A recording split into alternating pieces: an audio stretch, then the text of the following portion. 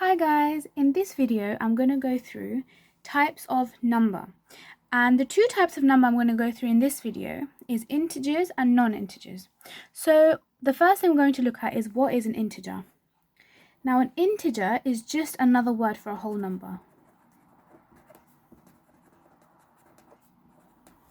and a non-integer is just the opposite of that, which is not a whole number.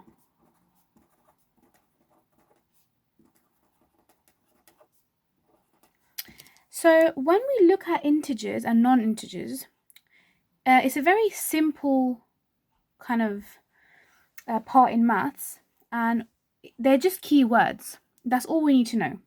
And if we think of examples of integers, we can see, or if I give you an example, for example, 5 is a whole number, which means it's an integer. We have 10 is a whole number, so it's an integer. We can also have -5, which is a whole number as well, even if it's a negative, but it's still a whole number, which means it's an integer. And these digits can go on forever, so it could go up to 100, could go up to 1,000, and it will just carry on. Yeah. However, a non-integer is not a whole number, and examples of these include decimals, so we can have 0.5, we can have 0.6.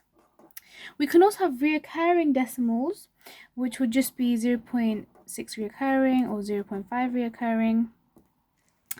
And then we can also have fractions, so 2/3 is a fraction. It is not a whole number.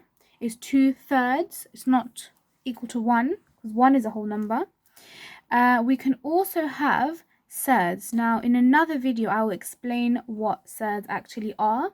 But for the time being, a surd is not a whole number, so it is a non-integer.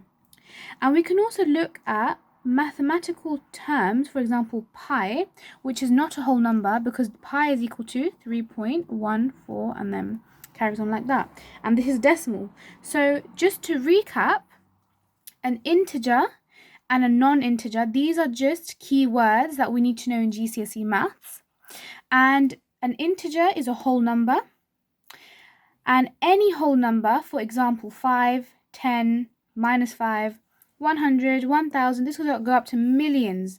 As long as it's a whole number, it is an integer. If it's not a whole number, for example fractions, decimals, recurring decimals, surds, and mathematical key terms, as in the actual, so pi is 1. These are not whole numbers, which means it is a non-integer. Thank you very much for watching. If you like this video, please hit the subscribe button.